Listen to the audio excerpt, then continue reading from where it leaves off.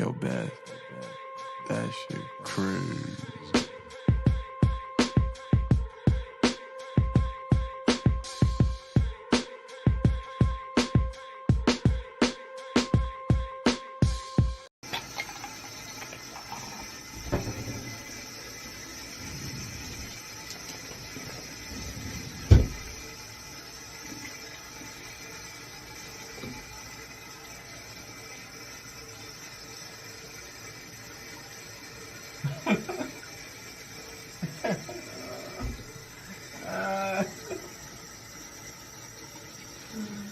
Fucking McCarthy. Oh, who the fuck did he come back? What is he doing? What is he doing?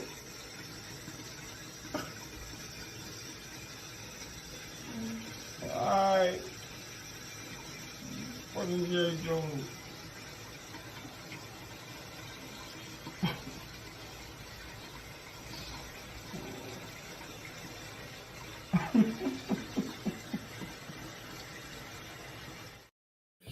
I am here. I'm here. Welcome to the All Even podcast. You can find me on Podbeam, Apple Podcasts, Google Podcasts, Spotify. I'm all over the place. Hit that subscribe button, like, share, and comment. Tell a friend to tell a friend. I'm not in a good mood. Claw's here. I'm about to pull him out. Pause. God damn, hold on. Hey, yo, what the fuck? Pause. I'm about to, introduce him in a second. But there's a lot to get into, man. We got Cowboys talk. We have divisional playoffs going on. There's a coaching carousel that's going on. But I can't get into none of that. Until I get into Cowboy stuff. So before I get into all that, though, let's cam up my man, Claw. How you doing, Claw? How you doing? I haven't seen you this sad since you stopped being a Jets fan. Yeah. It's just rough. I ain't gonna hold you, bro. I got nothing. I have nothing.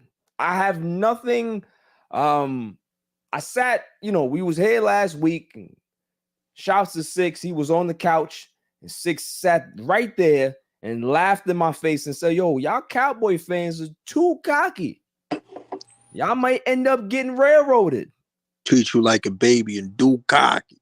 And I was like, nah, bro, you bugging.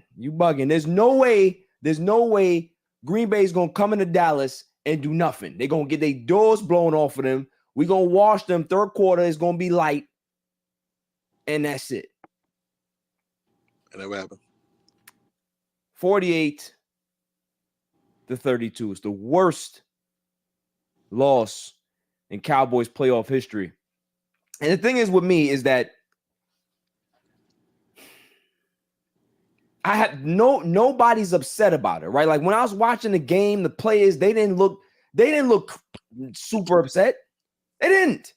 Dak was playing like Dak, dog shit in the playoffs. We already know what he does. I finally was hyped about Dak this season. I'm off the train again. I was on it for a second. I'm off it again. You have Micah. All he do is talk. Didn't do nothing in the game. Had one pressure. Defense, I don't know what the hell Gilmore was doing out there the whole night. I don't know what Dan Quinn was calling. Reminded me of the 28-3 Super Bowl. That's what it looked like to me. Mike McCarthy didn't know what the hell he was doing. So after we get the doors blown off of us, right? And everybody's mad, everybody's frustrated. The one silver lining that we had was that, this is it. Mike McCarthy's gone. He's done. There's no way Jerry Jones is going to allow this man to get back into the building. I saw tweets. There was, I think Michael Irvin had went viral, went live. He was like, yo, everybody got to go. Clean house. That's how all Cowboys fans was feeling.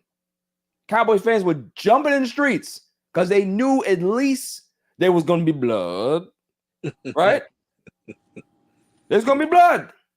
Somebody had to go. Jerry Jones looked like a confused man Looked like he couldn't find his pants after the game, right? Looked emotional. Looked like he was going to do something drastic. I said on the show last week, I said, if Mike McCarthy loses or wins, I think Jerry Jones should still do something drastic and go find somebody else. That's what I said. So I was waiting for it. Sunday night, nothing.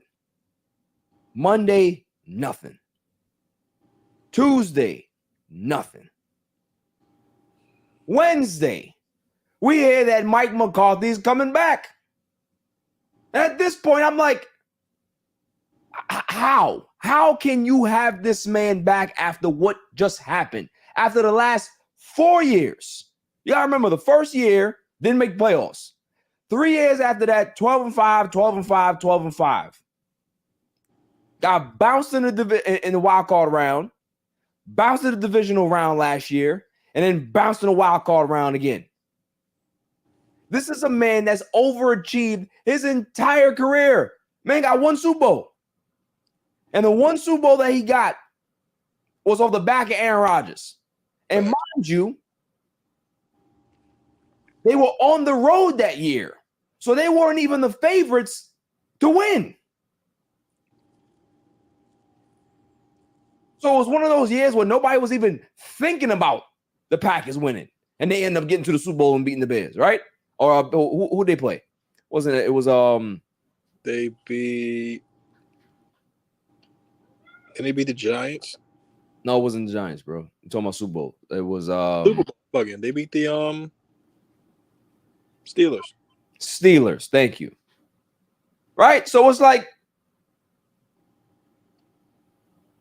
everything that we've seen Mike McCarthy do has been, there's just no motivation. He does not know how to inspire his fucking players to be able to say, yo, I ain't gonna lie to you, bro. We getting our asses beat. Somebody gotta step up. Because if somebody don't step up, somebody's going. And it ain't gonna be me. You saw how Jimmy Johnson was at halftime. Jimmy Johnson was emotional. Man, looked like he about to cry. Because he was so mad about how the Cowboys was looking. Come on, man. Come on. I mean, listen, I've been waiting to have a conversation with you for a while. And, ever since you left, I can't act like it's been much better for the Jets. But I still have my pride and my dignity, which you don't have now, sir. And I it's sad to see you like this. Fuck your pride and fuck your dignity. I'll never go back. Hey, I'm not saying you should come back. I'll never go back. That door is closed. But I'd rather stay where I was at than rather get hoped every year. And every year thinking, oh, we're at 12-5, we're going to playoffs. And then first don't round, mock me. Don't do that. Don't fucking do that. One and done. And you got to ask yourself the same questions. Why? Listen, you saw the video how I was emotional in the bathroom. Like, so every time you think about it, you just want to tear up, right? That's rough. And this is the part that really bothers me. This right here. Listen to Mike McCarthy. And definitely need to learn from his past experience. And why should fans buy back in to you as the head coach of this team? Yeah, because I believe that the direction, the leadership, everything is in place. And I'm not very comfortable talking about myself, but I came here to win a championship. I didn't come here to get another contract or anything other than that. I came to Dallas to win the world championship, and that's why I'm standing here and buy into us. Buy into us. What the fuck does that mean? Buy into us. He's selling insurance. Is this stock? Is this stock? It's stock. It's insurance. Yo, if you're a player, when you hear that, is that inspiring you? Does that make you hyped? They're selling hope, man. That's what the they man do. looks like. The man looks like he's selling cutlery. You hear how he speaks? Don't nobody care about that man. The reason why we know that Jerry Jones took him back is because Jerry Jones does not want to relinquish control. We know this. This is why rumor says that he never even contacted Bill Belichick. He never contacted Jim Harbaugh. He never contacted anybody. He was just sitting on his hands, trying to get salt on his damn food, for a few days, knowing he was going to bring Mike McCarthy back. Just gaslighting the fans. All we do is get gaslit by Jerry Jones. I mean, it just goes to show you, man. The grass ain't always green on the turf. Because the turf still sits on top of it. I can't go back to the Jets, though. Jets are like just like a girl with a bad BBL. Ain't nothing to look for. Let me tell you something. There's nothing to look for. Cowboys. The Cowboys. We're frauds. We're frauds. That's the BBL with no thighs. Facts. That's the drumstick. That's what y'all are. Straight mushroom. That's what we are. Exactly. That's what we are. Frauds. Yeesh. It's rough. Y'all feel for you. Listen. No. Don't do that. You did not feel for me. Pause. Because you and Hove called me on Sunday night, right? There was no type of consoling conversation. Y'all just wanted to rub it in. That's all it was. Pause that as well. But we just wanted to check on you. That I didn't want you to tie that rope. You know what I'm saying? Like, because that was it. That was a beating, bro. And we called you 2-minute warning. So just when you thought you had a chance, our call was to tell you that you don't. And it's over. And I don't know how fast your TV, or maybe mine was faster than yours, but end of the day, I wanted to see the pain, in those eyes. And I did. And I feel good. Yeah. Listen, in the words of, I forgot his name, one of them coaches, they are who we thought they were. Yo, don't quote Danny Green. Don't do that. There you go.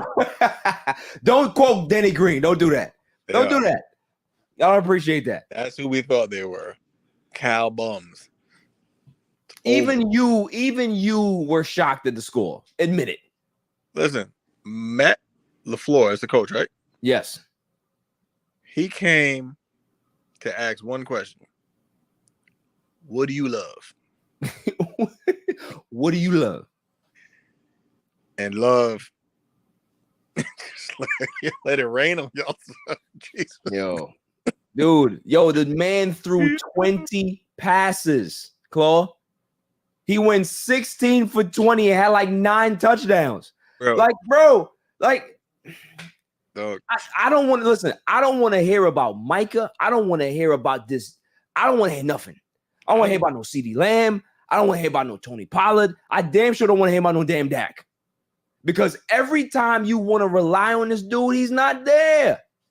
Yo, the pick 6 was it for me. Like, what are you seeing? Yeah. Even CeeDee Lamb was looking at him like, yo, my man, what are you doing out here? You nervous? You need a reset? You want to start over? Because we can't start over. I mean, Dude, though.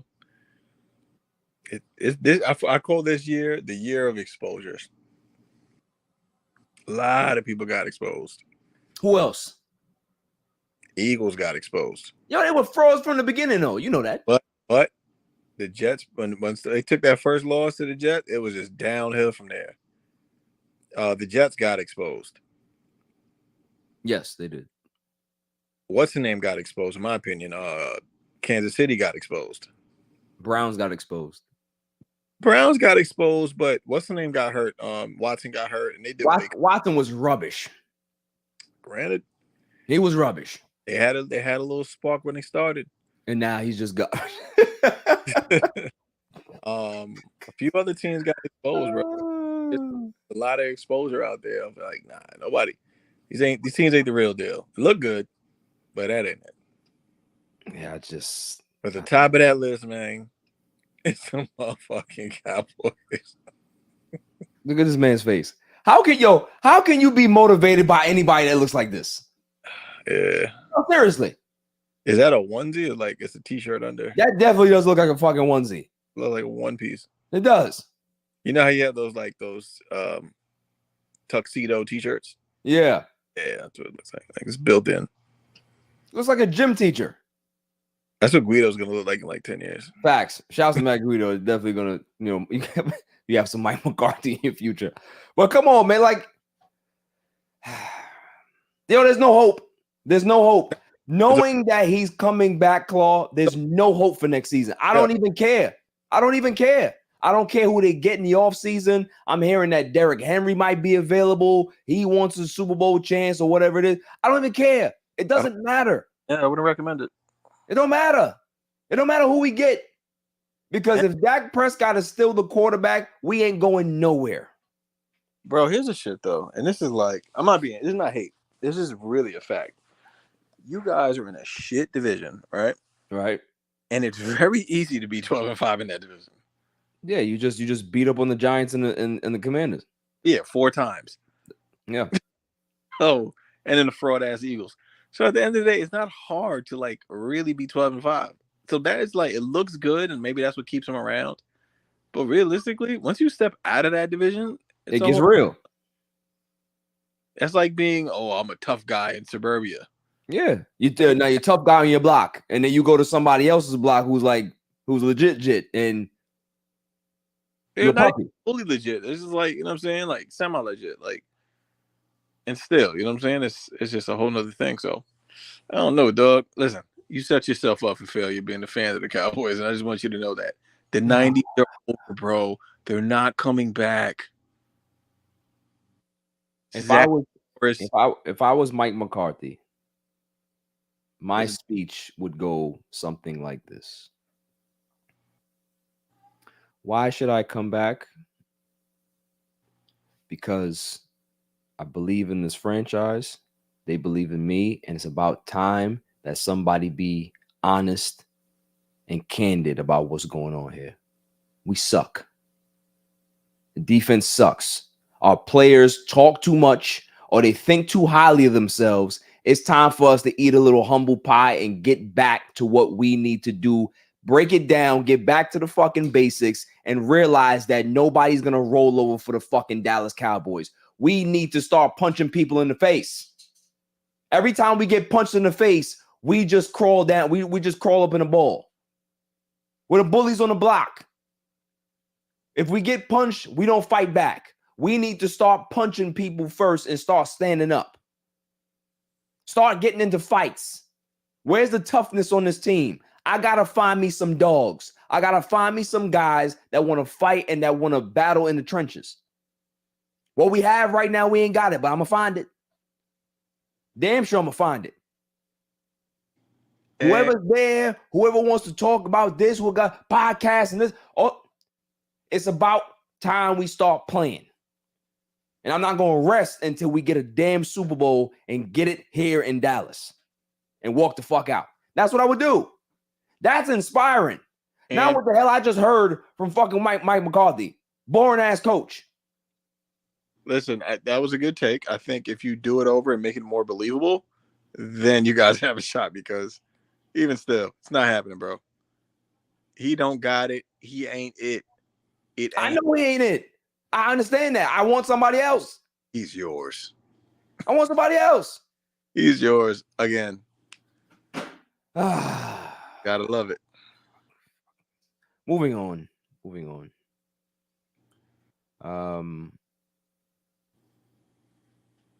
You want to talk about the divisional playoffs?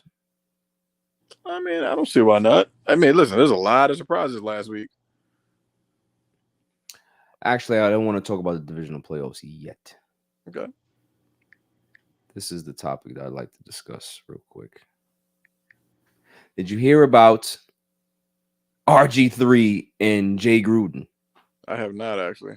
So Jay Gruden, obviously, is his ex-coach when he was on the Washington football team, Commanders, Redskins, whatever the hell you want to call them. And Jay Gruden had tweeted, "Oh man, you know what the Eagles are doing to Jalen Hurts, man.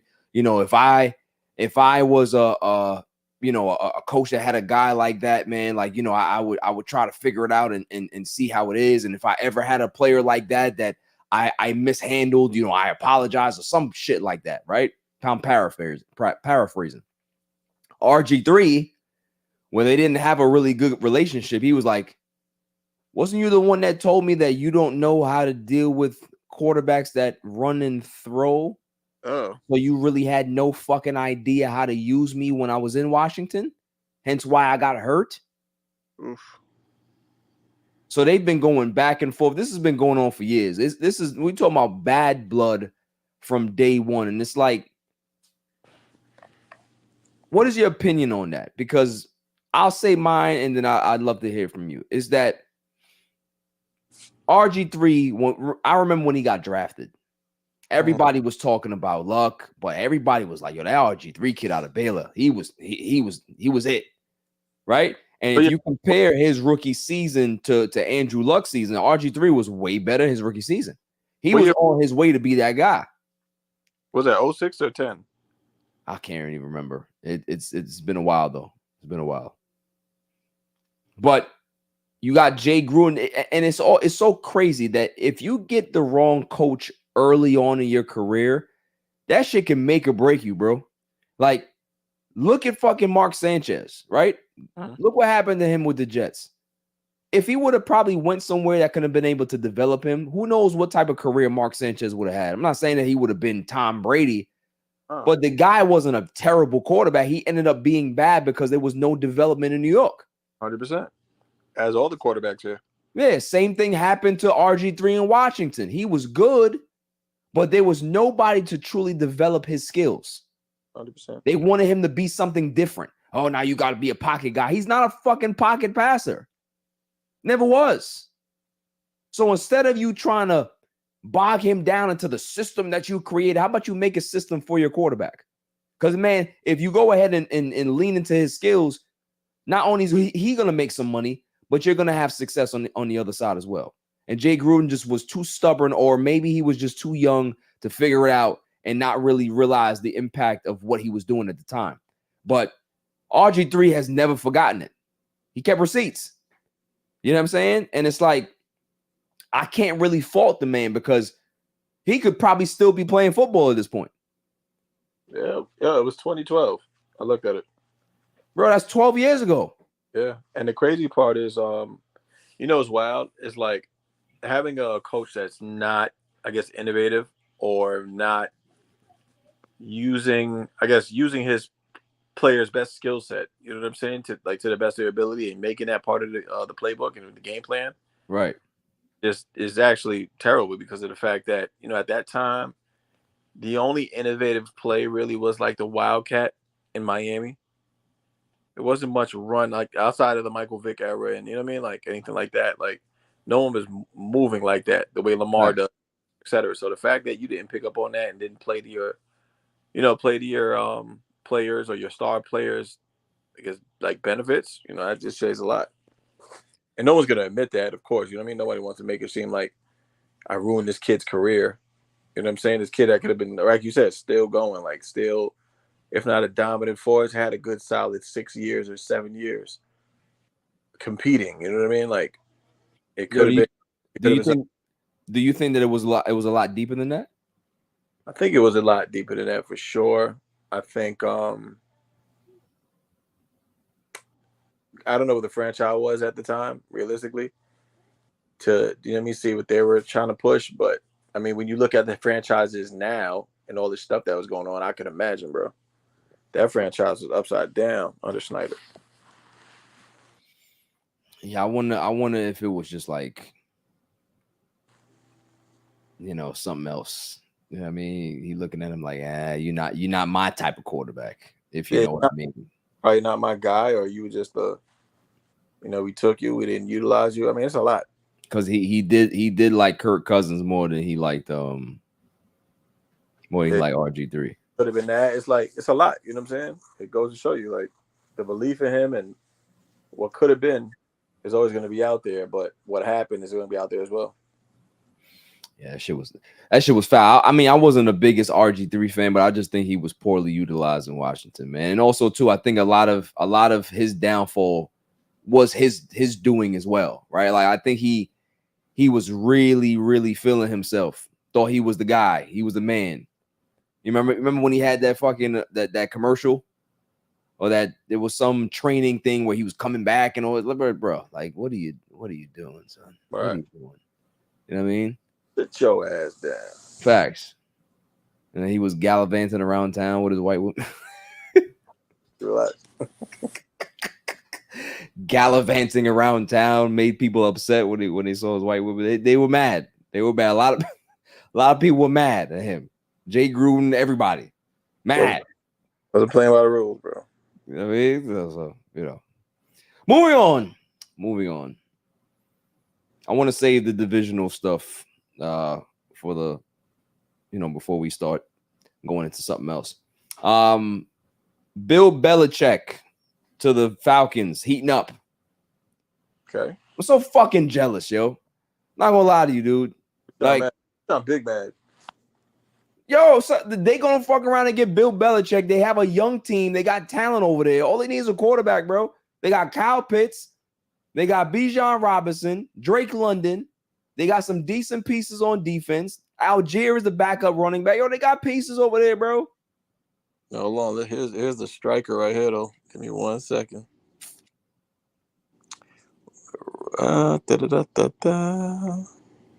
Falcons draft 2024.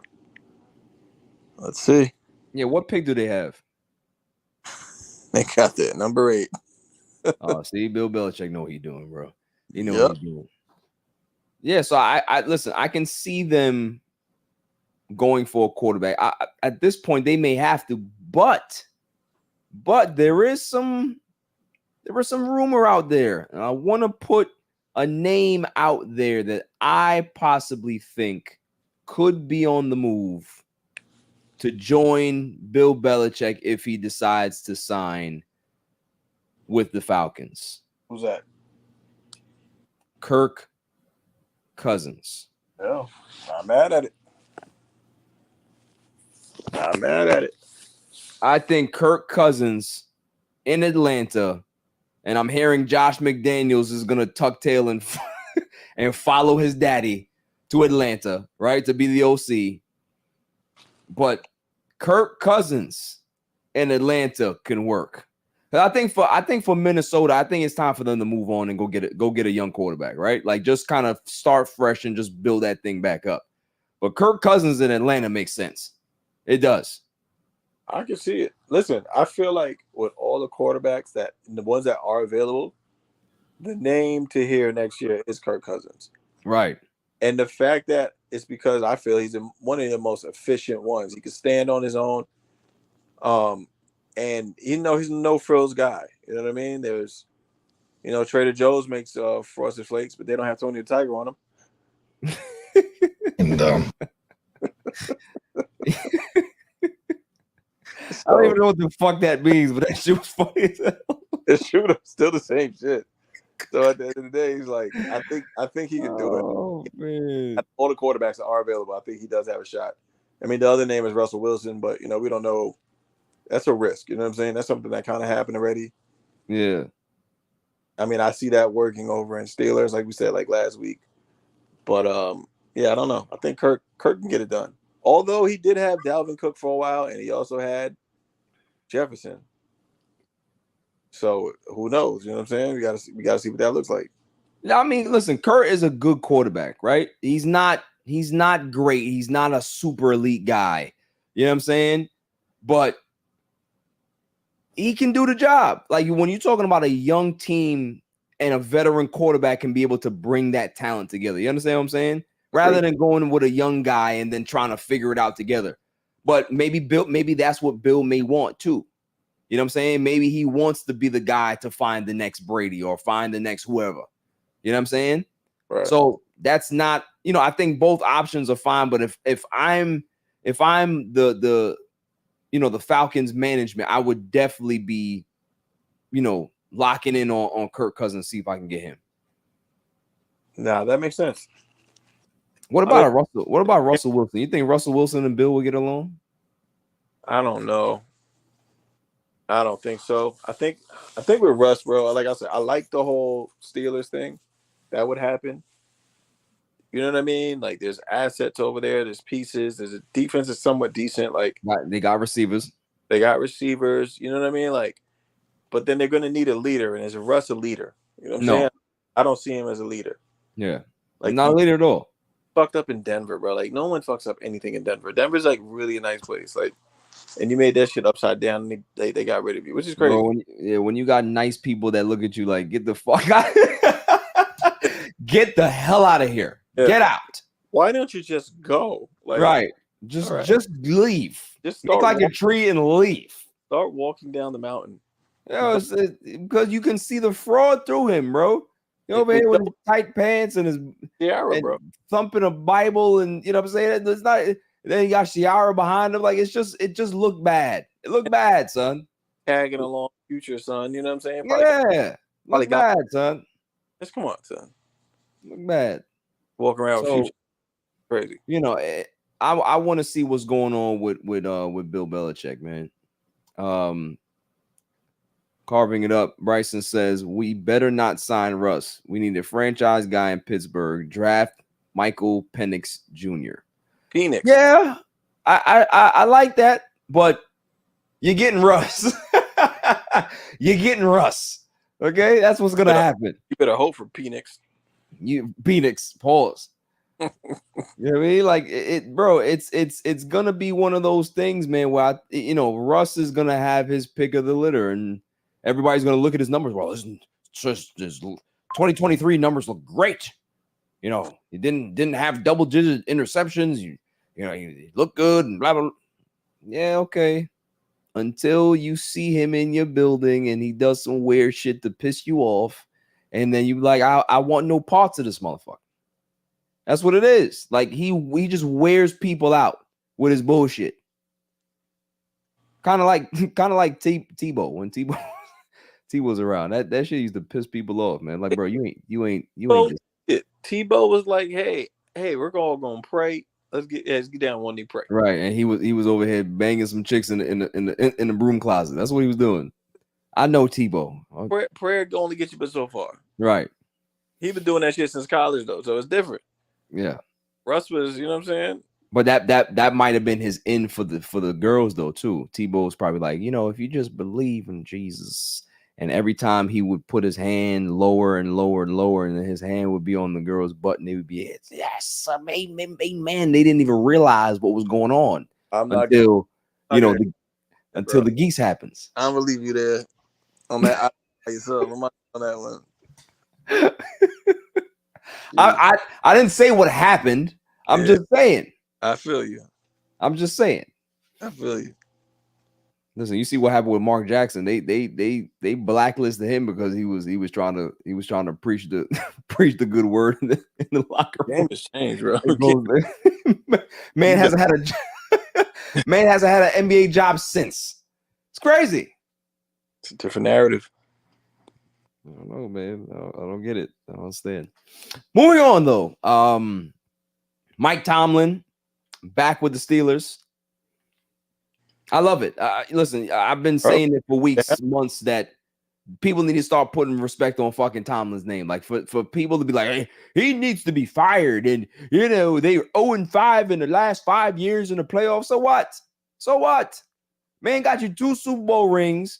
He takes rubbish to the playoffs every year. Every year. Yeah. Now, granted, can he take some of the blame? 100%, right? His staff is not impressive most of the time. Offensive coordinators are very stale, boring. That dude, Matt Canada, was one of the worst coordinators ever. God awful. You know what I'm saying? So he needs to upgrade. And, I heard that they're going to look to hire outside of the organization for OC, which is good, right? They may fuck around and go get that boy Kingsbury. What was it, Kingsbury? I heard about that. I heard Chicago was looking at him. Yeah, he's interviewing with Chicago, so we're going to see. I would love him in Dallas too, bro. Would you, though? I would. Bro, we need innovation. Hey, the offense is boring. They got the old school offense. That shit don't work no more. It don't work. I feel you. I don't know, bro. I feel like Dallas just needs to blow it up, bro. Yeah. Let Trey Lance be the fucking quarterback. I'll take that. Blow it up, bro. I'll take Trey Lance. I would. I hear you. I would. EJ Savage says, what up? What's going on, my brother? You missed the Cowboys rant. But I got more. Trust me, I got more. Where do you think your man Mike Vrabel's going? Because he interviewed with the Chargers. I'm hearing Seahawks. Yo, Seahawks. both not bad fits. Yo, the Chargers defense was set up to be something. Right. Yo, Bosa and Khalil Mack. Right. Bro, they were set up to be something. Just the injuries took them over, and they can't close out a game. Is he the guy for that job? I don't know. Like, yo, the Chargers would be up 41 to zip. And then by the 2 minutes left in the fourth, they're down 7. Can't do it. Well, they can't close the door. Bro, I still can't get over that fucking playoff game that they lost last year, bro. Bro, it's every time. Every time I'm like, oh, Chargers winning? Yeah. How much time left? Yeah, that's over. They lost. My man Allen said Vrabel needs not to coach. Come on, man. Vrabel a good coach, man. Don't do that to him. Don't do that. Don't do that. They did all right with Ryan Tannehill as the quarterback. Right. They had garbage behind center. And didn't they make it to AFC Championship game like a couple seasons back? They did, yeah. And that wasn't even a miracle on whatever. Right. Nashville miracle, whatever the hell call you that shit. I think he wherever he goes is gonna be a good fit. I think a good process, longevity wise, would be the Seahawks. It's a harder team. It's a harder nosed team. I think he can put together over there. Whereas the Chargers they want to win now. Like, they got maybe 1 year left with these contracts. Maybe if they even keep Eckler, I don't know if they will. Keep Allen while he's still good. You know what I'm saying? Keep the quarterback without losing his confidence. Because if Herbert loses his confidence, it's a wrap. Yeah, I mean, listen, Vrabel with the Chargers, I like it because the guy has an edge. But here's the problem. He's not an offensive minded coach, right? He's a defensive minded guy. Are you going to keep Kellen Moore? Because Kellen Moore is dreadful. He's a terrible fucking OC. So if you're going to clean house, you're going to have to get a guy that is innovative that can be able to build Herbert up. Herbert's already good, but he still needs to take another step to be considered elite in the Joe Burrow categories and Pat Mahomes and all of them, right? Right. So he needs a OC that can be able to get him there, that can be able to unlock all of that potential that he has. And for right now, he's kind of stuck in neutral. You know what I'm saying? Like, they have all this offense. He's playing well, but they just can't get over the hump because they keep hiring stupid ass head coaches. Bro, and then the OCs are not good either. So, and you know what happens when a player has too many coaches, bro? It's never a good time. Yeah. The results start to show, and the remembering too many systems starts to play out. So, yeah. What about Jim Harbaugh? Where does he go? Well, I'm hearing Chargers. I think they've had meetings already, I believe. They've had meetings. He's also met with the I think he met with the Falcons again too. Ooh, okay. Ideally, I wanted Belichick to go to the Chargers. I just feel like they had a little bit more. They need like I said, Herbert needs that grooming. He needs that. Hey, kid, look, I can show you how to do this, and this is how we can do it. We gotta do it my way. And like the word great, Shane Falco says, "Give me the ball." Oh man, yeah.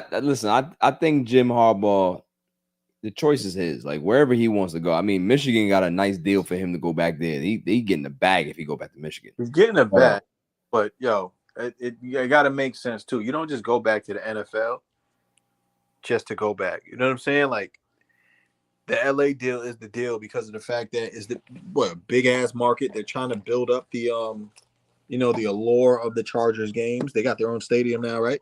Yeah. Yeah, like that's the bag right there. Like, they're gonna give him all the publicity, everything he needs. I feel like that's the only move that really makes sense for him to do. Anything else is like Atlanta, I mean, Atlanta would still give him notoriety because of it's a college state. But realistically, nah, man, it's LA a bust for him. I think. You know what's crazy? We were having this conversation the other day. Is like, yo, does Belichick really want to go to Atlanta? Yeah, like, can he get with the culture, bro? Like, yo, son, mad of those dudes gonna look at his ripped hoodies like the new fashion. He gonna get hit on. Yeah, he can't wear those midriffs out there. He gonna get hit on crazy in Atlanta. Those midriffs, nah, bro. Y'all ain't about to miss to see Belichick. Call me almonds. Yeah, Call me almonds. you know what I mean? Like they gonna be on Bill, bro. But then he's like that. He's like that guy that went to who's the white guy that went to like Wakanda? Remember? He was trying to help. The agent. Yeah. As soon as he gets off like the plane at the terminal at Delta, he's gonna be like, "Holy shit!" Yeah, they gonna be all on Bill, son. Yeah. Kev asked a question. Shouts to Kev. He said, "Where do you think Pete Carroll is going?" Going to the Nike store and get another pair of Monarchs because he's a legend. Yeah, I think Pete is gonna wait. I mean, listen, he can still coach, right? But I don't think that there's a demand for Pete right now. Maybe there's not a real passion for him to coach anywhere outside of Seattle. You know what I'm saying? Like, I know he still wants to coach, but it's like, where is he gonna go at this point? Where's he gonna go at this point? Like, what team is like built for him to be able to kind of implement his system? He's 72 years old, right? How much time does Pete Carroll have? He's a very young, spry 72, but we gotta be realistic here. You know what I'm saying? So, and EJ said that yes, they share the stadium with the Rams, so they have a dual stadium, relationship, just like the Jets and the Giants. Yo, Pete Carroll at the Chargers. I'm not mad at that either. I'm not mad at it. Not mad at it, man. Yeah. Anything is an upgrade, except for Vrabel, respectfully. Anything is an upgrade for what they had. Yeah, in fact, Allen said they gave him the retirement package and sent him to the basement with the fucking stapler. That's what he said to him. That's what he said to him. He's stapler. He made stapler. He said, did you fire him? No, we fixed the glitch. That's what we did. He's just not gonna get paid anymore, but Yo, why they do my man Pete like that, man? Come on, bro. He missed the playoffs one time, and they go ahead and do that to Pete, bro. That was foul. That's foul, son. Talking about he was throwing dimes. Like, when he was warming up with his team, he was on field practicing with his guys. Didn't even crease his Monarchs. Throwing bombs, and y'all gonna let him go? I think it was too much for them. I think that's what it was. I think he was getting too much stock, and they were like, nah. Here's a pipe dream for you. Go. Pete Carroll back to the Jets. I swear to God, I cry. But where does he fit? Where is he gonna go? What do you mean, bro? That's not a bad fit. That's not a bad fit, bro. Him and Aaron Rodgers got a quarterback already. That's all right, man. And where's Salah going? Salah's getting the fuck out of here. That's what you mean. Salah's gonna be on the first thing smoking out of town. Yeah, that shit ain't happening. I wish. I thought Belichick would have made it right. So you know what, guys? I'm sorry. Belichick hates the Jets. He'd never go back there. He would have took him, son. He'd never go back there, son. He hated Parcells. That's what he hated. Yeah, I don't know. Yeah, he definitely. It was something, bro. He was just like, "Yo, son, you ain't gonna give me this fucking job. You crazy? I don't want to be here." I quit 12 hours in. It's at some point, will you ever forgive Bill Belichick? If he ever came back. So if he came back, you would forgive him. I forgive fucking Revis for winning a Super Bowl over there. Revis was your guy, though. Come on now. Like, that's all right. There's nothing wrong with that. Damn near my cousin. And you gotta remember, it wasn't Revis's fault. It was the fucking what's the idiot GM that you had? Isdick? Isdick did it? I thought it was Tannenbaum. Nah, it was Isdick. Oh yeah. Well then Isdick. Yeah, come on. I'm not even surprised with that guy. This dick. Like that's who did it. This dick. He single-handedly ruined the Jets. Awful, son. Up until now, it's his fault. Allen says Saleh got to go because if you can keep Zach Wilson in for that long, there is no. You know what? I've been saying it all year, Allen. The fact that you got this rubbish quarterback throwing his ass out there week to week, and you talking about he gives us the best chance to win. You didn't see what Flacco was doing with the damn Browns? Yeah, he had a terrible playoff game, but at least he got him there. He got him there. I want to hear that. Zach Wilson. Allen, man's gonna be bagging groceries next year. Nah, you can be slinging pipe on old ladies like you always do. Yeah. You're not gonna be slinging it in the NFL. You're gonna be slinging it on Cougars. Like remember that movie Loverboy? Delivering pizzas. That's what you're gonna be doing. Delivering fucking pizzas. Mystic pizza. Yep. Delivering fucking pizzas. That's gonna be his job. Rubbish. It's terrible. It's fucking terrible. Got most of the wins this season, bro. No, what does that mean? Hey, it means something. How many wins y'all got? 4? 5, I think. Jesus Christ. Nah, 7 and 9 or something like that. I don't believe that. There were no damn 7 and 9. You went 7 and 9. Don't do that. 7 and 9. My man, who stepped in and had some play? What was the other quarterback? Yo, they did him foul. So what was his name? I don't know. Dude that came from Green Bay. What was his name again? Oh man, not gonna work here. Not gonna work. Not gonna work here anymore. I'll tell you that much. You got out of there, bro. Like he never happened. Boyle. Yeah. Well, no, it wasn't Boyle. Miami game. Oh my God. It wasn't Boyle. Somebody look it up for me. Who was the Jets' backup quarterback until they cut his ass? I can't remember who it was. Oh, it was Tim Boyle. You're right. Yeah, Tim Boyle. Jets went 7-10. 7-10. Yeah, Trevor Siemian. So they had Siemian. They had Boyle. They had why didn't bring your man back, Streveler? That was your man. They should have did that. I think he got hurt though at the top of the season. That's where we got him. Streveler was working at Home Depot. That's what he got. I saw him throwing.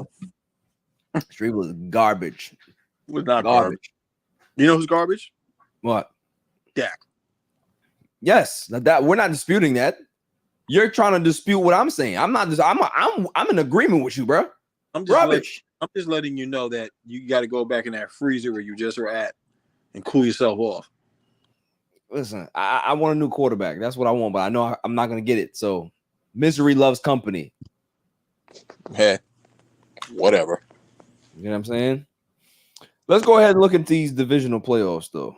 Let's see what we got, bro. We have the Saturday game, and then we have the Sunday game. So the first game that we have on deck is the Texans and Ravens. CJ Stroud lit up the Browns. What is your prediction for this particular matchup? Like, obviously, the Ravens are heavy point favorites, right? Let me see exactly what the actual spread is. So they're minus 9.5. Minus 9.5 at home. What are your thoughts on this game? You think it's going to be a easy game? You think it's going to be a competitive game? Because that boy CJ Stroud is no joke. So I think just because they have him, he's going to give them a chance to at least keep it close. Man, I don't know. Like, I didn't see them getting this far in it, be honest with you. Right. But some of me says too, man, it's just like, it's two things. It's, that week off, it can help you or it can hurt you. You get what I'm saying? And hey, the Ravens, they might be due for a bad game. But I don't want to. I think it's a lot to put on the CJ. You know what I mean? I don't want to put it on him like that because Paul is like still a rookie. Anything can happen, and he ain't got nobody really to throw it to. But I think he can get it done. Wow. Look, Kevin says the same thing. Texans win a hard-fought battle. I think they can do it, which throws this whole shit off. Allen had a good point as well. Ravens ain't play a meaningful game in 3 weeks. Yep.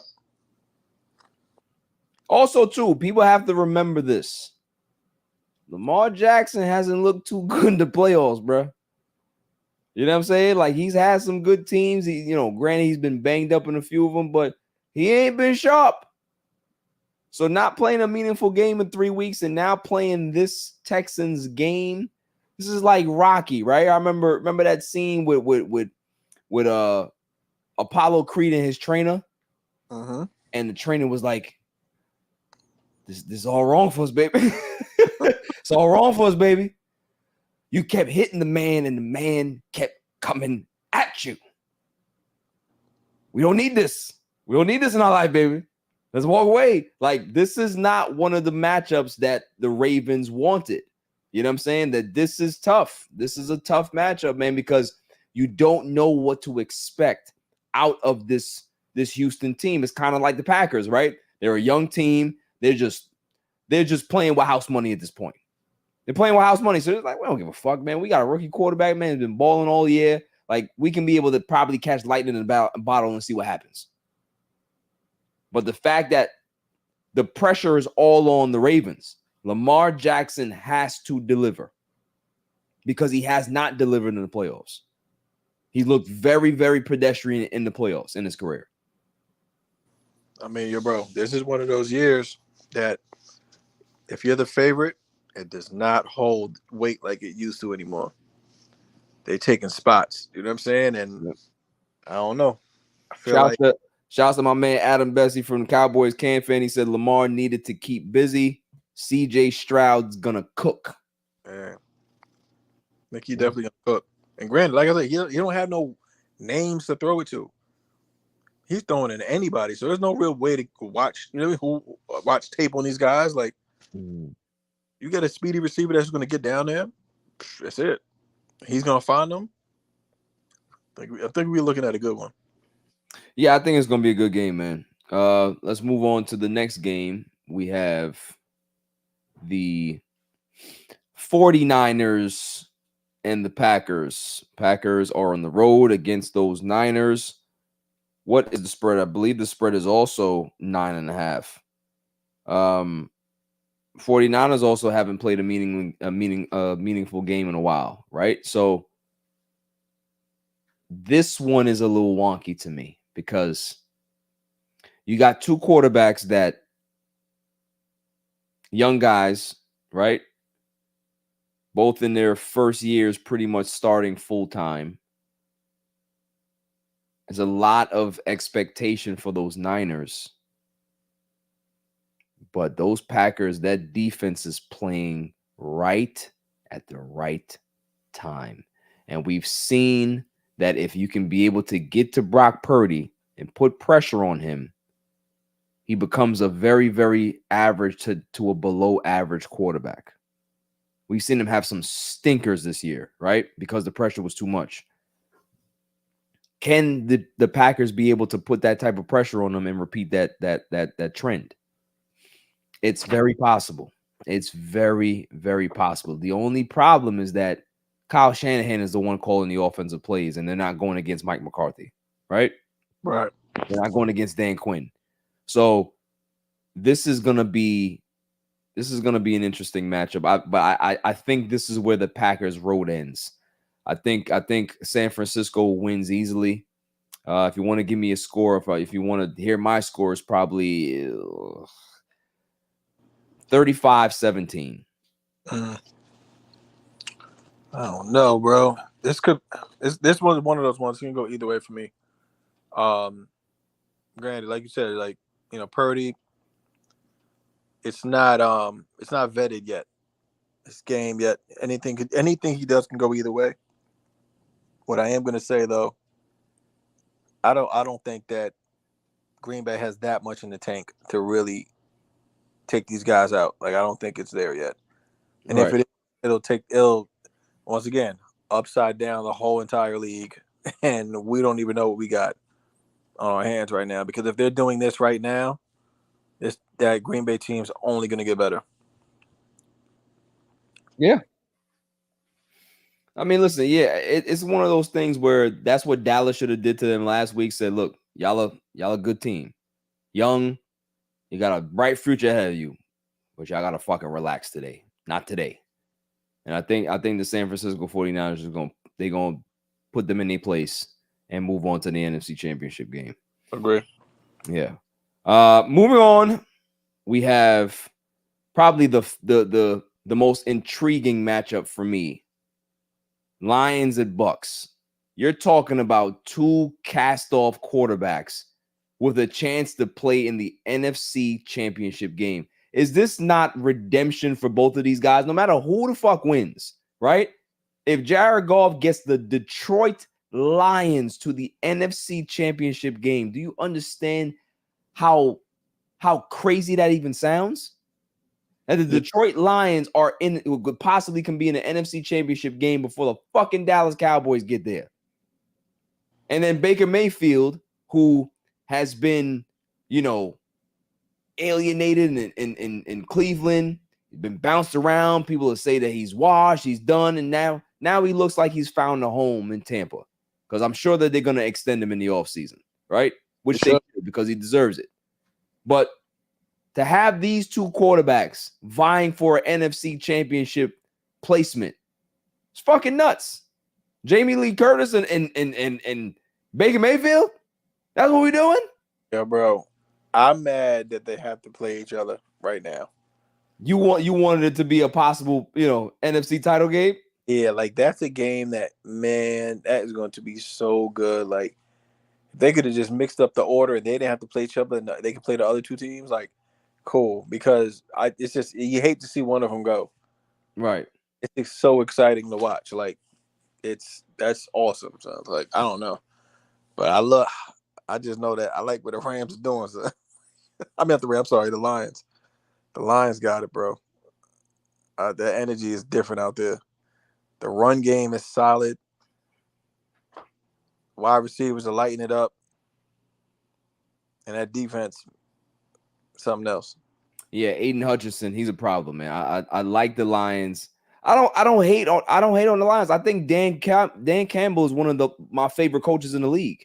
You know what I'm saying? He's a dude that's just like, he knows how to motivate his players. He's not an X and O's guy, but he's a dude that can be able to make you want to run through a fucking wall. You know what I'm saying? And like, that's what you need. That's the type of coaches that you need in any sport, right? Guys that can be able to get you ready to play a football game. They were ready to play that football game last week. You know what I'm saying? Yeah, I agree. They was not going to let the Rams beat them. There was a good game, but they were not going to let the Rams beat them. And they showed out. Yeah, they showed out. So it's like, yo, it's crazy, man. It is definitely an interesting dynamic. But if you had to pick, who are you picking? So are you picking Lions or are you picking Bucks? I'm going Detroit. You're going Lions. Score. I'm gonna go 24-10. Wow, 24-10. So Lions dominate the Bucks at home. I have a closer game. 27-24 Lions. Okay, I respect it. Yo, still gonna be a good game. Yeah, gonna be a great game. I really can't wait for that game, man. I think it's good. Didn't check the spread on that though. Let me see what the spread is. Hold on, give me a second. The spread on that game is -6.5. So they're giving them damn near a touchdown. And then the nightcap, obviously, the big game is the Mahomes Allen Part 3. How is this going to end? Allen is 0-2 against Mahomes. They're in Buffalo, correct? Or are they in Kansas City? They're in Buffalo. They're in Buffalo. Fans are actually out there shoveling. They're paying For $20 an hour. Give me a fucking break. Yo, these niggas ain't shit. They ain't shit. $20 an hour, bro? For that? Did you see what the fucking stadium looked like? Oh, yeah. You're going to be out there all night. All night long. So, I've been throwing darts at Sean McDermott and the Buffalo Bills all year, in regards to, I think that, but I also said early on that they were my favorites to get out of the AFC East, right? problem is that, this team has been together for so long that I think their window was closing. Running game started to play well. The defense started to pick it up. Josh Allen started to play real good. And here we are. They're right here about to possibly play in Josh Allen's second AFC championship game, right? But what do you think is going to hold them back from getting there? Here's my take. I think right now it's in Josh Allen's head. Right. Y'all never beat this motherfucker in the big game. Can I be able to do it? Can I do what Jim Kelly did before me, right? And get my team to the precipice of winning a championship. This is a turnover prone quarterback who in the brightest spots can play like Ben Roethlisberger and be the most dynamic quarterback you've ever seen. And then 2 seconds later, he can look like fucking Dak Prescott. It's true. So what Josh Allen is going to show up? Now, granted, the atmosphere and the temperature and all this stuff, just the whole scene is going to favor the Bills, but Chiefs are ready for that too, right? So I'm interested to see it, man. Like, Rice has emerged as a wide receiver one for the Chiefs. Like, they found their guy. Rashee Rice, like that boy nice. He nice. And fucking, can we see if Kelsey can be able to step up? Ever since Taylor Swift got in his life, he ain't been the same, bro. He ain't been the same. He's getting that Pfizer money, bro. He's checked out. He's smashing too much. You already know what it is, bro. You can't be smashing on game day. You can't do that. Yeah. We saw that picture some weeks back where her knees was all scraped up. What are you doing? What are you doing? Putting in that work. You know what I'm saying?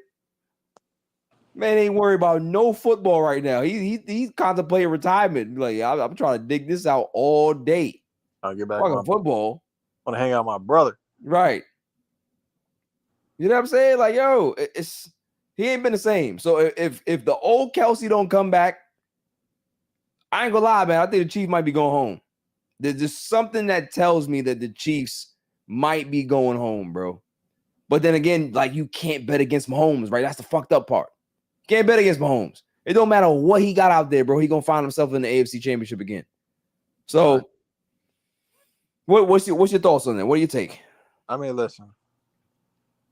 The third time's the charm is one thing that keeps playing over in my head. If he's gonna ever escape and get to the next level, there's only one man you got to do that through, and that's Mahomes. You got to stop him. Facts. And at that point, I mean, granted, depending on who wins between the Ravens as well as the Texans, I feel like that kind of shape up. You know what I mean? The Super Bowl, really.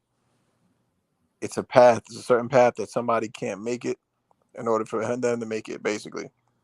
But they have to beat Mahomes. Like, that's it. That team has to come together one more time. And I don't know if they got to save some energy from shoveling all night or something, but they got to do it if they're going to be that team, because that's what's stopping them. That's why they're not a great team yet. They haven't beaten Mahomes. Yeah, it's kind of like, Peyton Manning and Brady, right? Like, Peyton Manning would always lose to Brady, whether it be in the divisional round or the AFC Championship, right? And then that 1 year, he got Brady ass. You know what I'm saying? Got to the Super Bowl and they won the Super Bowl. So this is kind of like the same dynamic. Obviously, you're not talking about two Hall of Fame top 5 quarterbacks going at it, but you're going at, one guy's super elite and the other guy's pretty damn good, right? Right. So yeah, we may end up having another classic on our hands, because remember the last time they played, man, that was one of the best football games I've ever seen. It was high scoring. We had OT. It was touchdown for touchdown. That shit was fire. Definitely was. You know what I'm saying? So we can be able to get something like that again, man. But if you got to make me choose, I like what Kev said here. He said 21-24 Chiefs. I like that. I'm gonna flip it though. 24-21 Bills. I got Josh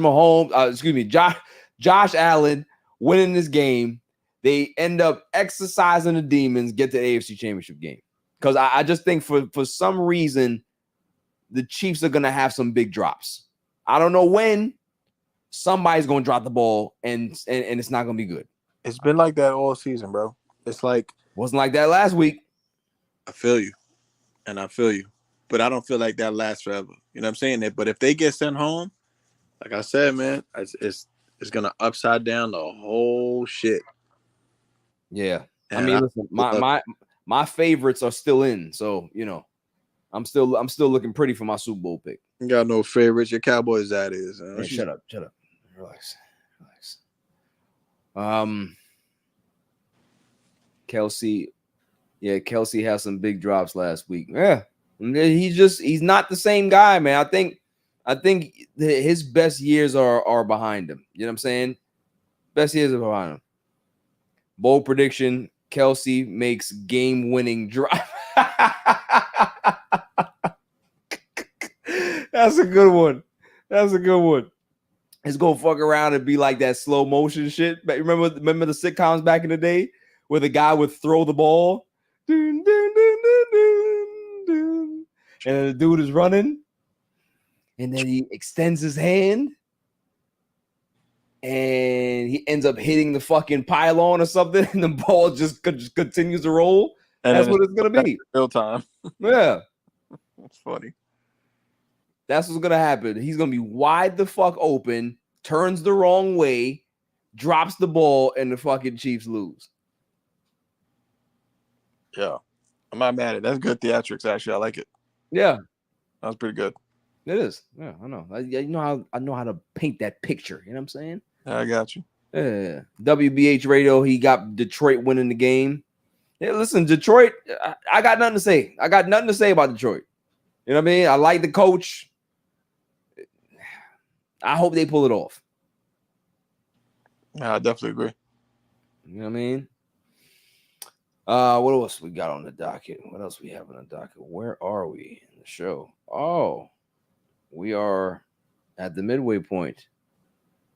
And you know what that means, Claw.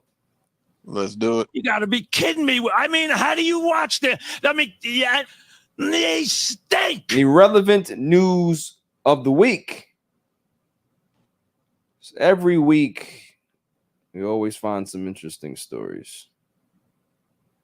What do I have here? Sports Illustrated staff notified of mass layoffs following termination of magazine's publishing agreement. Yo, they fired everybody. They fired everybody, bro. Everybody. I mean, granted, it's sad. Like people losing their jobs last week. Yeah. That's terrible. But the funny shit is like somebody, whoever took over, said, "Oh, you know they don't buy this shit anymore, right? You're all fired." Right, bro. Did you hear the story? Like they said that they got caught doing some AI publishing articles or some shit like that, bro. It was bad. Damn. So they wasn't even using their writers no more. It's like, hey, Bill, take a vacation. Why is an article coming out with my name on it? Take a vacation, Bill. We got you. Just leave your computer logged in. Yeah, just leave. Is the computer on? Good. Have fun. What are they doing, bro? Yeah, no, we not gonna have no more Sports Illustrated no more. I will say this though. If they're not gonna have any more Sports Illustrated, I am happy for one reason. One reason only. Those naked editions of the Sports Illustrated, I didn't like that. Where some of these athletes were naked, because some of these women they have no cheeks, no yams. No yams. I don't want to see that. Notice how you said the women only and not the men. Like I didn't want to see the men. I'm not saying that. I'm talking about I was looking for the women. I'm not looking for nobody else. Let's see, like it's on the same cover sometimes. So like I didn't want to see it either way. Well, I don't want to see the women that are shaped like men, but whatever. I mean, listen. Yeah, get that out of here. If that's what they doing nowadays, then yes, cancel it. Cancel it. Say this. There's gonna be a lot of traffic on Indeed this weekend. Don't do that. Don't do that, man. A lot going on. A lot more Uber drivers out there next week. Oh, It's crazy. it'll be a surplus. Make sure they keep the fares the same, right? Yeah. We don't want nothing changing. Nothing changing. Funny. Concert goers sue Madonna for starting her NYC show 2 hours late. Lawsuit states they had to get up early for work the next day. Yo, that person needs to go sit down. You went to see a Madonna concert in New York. Bro. Yo, Are you shitting me? Yo, how you get mad because you gotta go to work the next day, bro? Like, dude, you chose to go to the fucking concert. Even if the concert was an hour, 30 minutes late, you still was gonna be out there listening to the fucking songs and jamming and grooving. Bro, you know this. Any real New Yorker knows nothing starts on time in New York. Facts. Like, come on, bro. Madonna was probably in traffic. Like, I'll be there in 5 minutes. You ever heard the stories about Lauryn Hill? Yo, she be coming on like 4 hours later. Love it. She don't care. Art, bro. You paid for the ticket already. Shut up. People be mad, and then once she start going into her set, nobody cares about what they was mad about. So just sit there and shut the hell up. Bro, people are miserable, bro. It's these transplants. They're not even from New York, bro. Facts. Taiwanese and all that shit. Annoying. I won't tolerate waiting for Madonna. It's not like you waiting for some bum. It's Madonna. Yo, the fact that you went to go see Madonna perform already shows that you're just not used to being out the house past 5 o'clock. Her fan base is not in the club anymore. You know what I'm saying? Like, she's Madonna. She's 70. Yeah. What? She has some Silver Surfer uniform on. She looked crazy in this picture here though. That shit's wicked.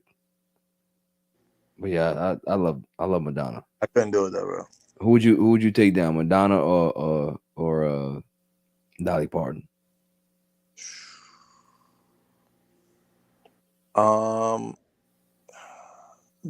Madonna bottom half. Madonna or Cher? Madonna bottom half. Wow. Yeah. Wow. Interesting. Cher still, yeah, it's not it. Cher bad. You bug. I feel you. Take Cher right now.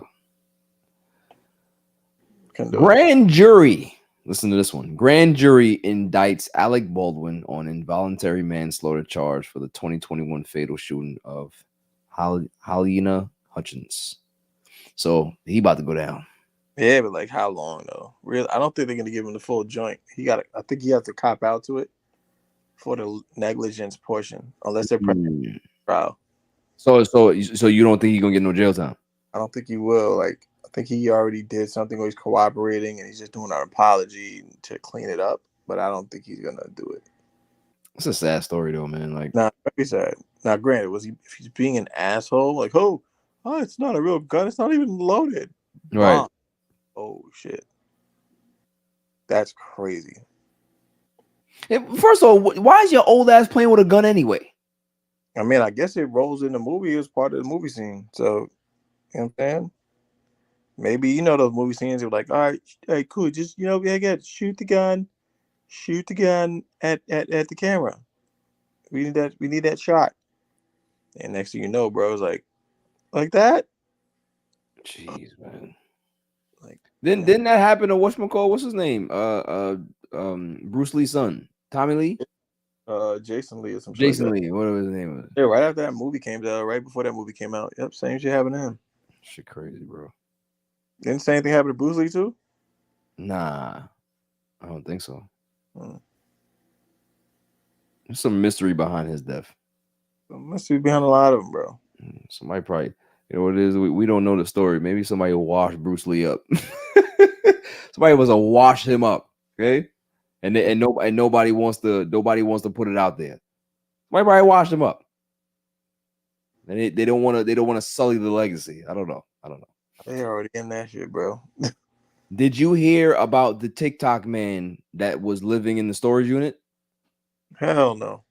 Bro, so man reveals he's been kicked out of his storage unit he was living in with his girlfriend after TikTok video went viral. So the man was living in a storage, bro. He literally had an apartment set up in a storage unit, bro. He was like, yo, I got my own bathroom. He showed a picture of the bathroom. He was like, yo, you could be able to do exercises out here. He was doing exercises in the hallway. He was cooking his food on some hot plate. Like, yo, you can stay in here for 24 hours, man. Now, here's my thing. Even he even he showed a video of inside of the storage unit, right? Girlfriend over here sleeping on the couch, her bum ass, right? Like, here's the thing that bothered me about watching it. It wasn't the fact that a lot of people are criticizing this guy for going viral or putting the video out there and trying to, like, you know, look like he want money or whatever it is, right? Because he even came out and said, listen, I'm not trying to get any money. I'm just trying to, you know, raise awareness and all that. If you know that you're not supposed to be in there, what are you posting it on TikTok for? Yep. You dumbass. Now your girlfriend gonna look at you like, now where we gonna go? Now we gonna go. We was in the last place that anybody could be able to find us. You put this stupid ass shit on TikTok. I'm over here sleeping. I'm seeing you with a phone in your hand. She was probably hot when she woke up and seeing him TikToking. Upset. Blowing it up. Like, nigga, where you from? Like, what are we doing? This is when she knew. Fucked up. Right. Nah, bro, that's wild. Like, it's a whole nother game, bro. That's all I can say about that. Like, dude, it's just, you know, you already know he's not getting no buns. Oh, that's over. You remember the brick lady? The brick lady. There was a girl that said that she was being hit on or whatever it is, and she didn't give the guy no time, and dude ended up hitting her with a brick. Yeah, I do recall this. Yes. Well, it says brick lady on the run after failing to surrender to authorities. Warrant issued for felony by deception theft charge. So she brick lady's on the run. She's on the run. With a name like Brick Lady, I mean, come on. Like, Yo. nothing you can do about it. She's food. Brick lady had a change of heart and decided not to surrender to the Houston police today. Per reporter, Bryce Newberry was on the scene and explained Rhoda was supposed to turn herself in and enlist the help of local Black Panther chapter party to do so. No one has been able to reach Rhoda, and she has gone private on social media. Bryce also reports that a warrant has been issued for the theft of deception charge. Yeah, they starting to catch people with that deception shit, bro. That's a whole other game. Yeah, Alice says she in Jamaica. That's exactly where she at. She's somewhere low. I'll tell you this, she's somewhere not thinking about this shit. Facts. She got her phone off, chilling. She okay. They're not coming for her, bro. But yo, so people gotta stop lying, man. Like, stop lying. Lying dead ass is gonna get people in jail now. Like, oh, you lied about something? Okay, cool. You gotta go down. You gotta take this time. And maybe if people are getting a couple of months in jail, maybe they don't end up lying so much, right? That's true. I mean, you got to see. A lot of people don't know the full extent before it's too late. You know what I'm saying? So that's the main thing. Like, knowing your repercussions, knowing what they can do to you. If you get a slap on the wrist, you know, it's not gonna help you learn your lesson. You know what I'm saying? I'm saying like you know, the like the dudes back in the day used to lie on they did when they used to talk about they smashed this chick or they smashed this chick. That's defamation, ain't it? That's a different game. that's a whole. Yo, bro, we grew up on that. So you're like, yeah, I smashed that. No, you didn't. No, you did not. And you really can't come back for it. Let alone you don't want her to tell you that. If she tells right. Remember, yo, when dudes used to get caught in that lie, son, that was a lie that you could never come back from. So, like, you lost the respect of your homies, you lost the respect of the girl. Like, don't do that. Young guys out there, don't lie on your nuts. Just don't do it. Don't do it. Just be honest. Yeah, man. Came Pause. through, That's didn't close, huh? Pause. What? I said don't lie on us. Hey, yo, what the fuck? Yeah. I didn't say lie on somebody else's nuts. I'm just saying, bro. Just don't say it. I'm trying to send a message out there for the kids. I feel yeah, That's clean what it. I'm saying. I mean, these kids nowadays don't tolerate that such ass behavior. That is true. They're like, yo, fam, what you talking about, bro? Yep. Laying on a nuts, bro? Nah. Different. That is my irrelevant. You got to be news of kidding the me. week. I mean, how do you watch the? I mean, yeah, they stink. Pascal Siakam to the Indianapolis Pacers. Thoughts? I mean, realistically, I've heard good things. I've heard his name pop up. I'm not too familiarized. Pascal Siakam, he was the dude on the Raptors. That's your team. No, not for sure. I mean, like I said, I haven't watched any of the Raptors games this season, but I've heard good things. I mean, I just want to know why they're cleaning house. That's the one thing that's just bugging me out. Like, what are they gearing up for? Bro, they gearing up because they won a championship already. You think think they give a fuck about what goes on right now on this team? What they care about what the fans are saying? They got they chip already. They good. You know what I'm saying? Like they're good for the next 30 years, and nobody in Canada is gonna complain. No one. I don't even think Canadians do that. They don't complain, right? They're nice people. You know what I'm saying? They're just like, oh man, you remember hey, when we won that championship? Kawhi, yeah, it's good. Like that's all they're gonna do, bro. They're just gonna reminisce on when Kawhi beat the Warriors. They don't care about what's going on here. Yeah, exactly. Alan said it right. They have to build through the draft. They're not getting no damn superstars there. RJ Barrett's no superstar. The Knicks got rid of him. They couldn't wait to get rid of his ass. They found somebody to go, oh, yeah, take him. Because who else is going to Raptors? Who else is going to say, you know what, I want to be a Raptor? Ain't nobody saying that. They traded Bruce Brown. They traded what's the kid named Nawawa? 3 first-round picks. So, they made I think the Pacers made a good pick. So if I'm gonna give a good trade, I'm gonna give them I give them a B-. Because I think Siakam, Halliburton, you have Miles Turner, they have a good young core over there, and they're one of the most dynamic and fun teams out there, man. So, I don't think that Pascal Siakam makes like a huge difference in regards to turning them into a mid-team to a real legit contender, but he's a good piece to be able to build with, right? He's a veteran guy that can be able to kind of teach these young guys the ropes because he's been there already. He's been in the finals. He's won a championship. So, it's a good guy to have in the locker room to be able to kind of progress these dudes along. You know what I'm saying? I agree. I mean, listen, I heard good things. I can see it turning out.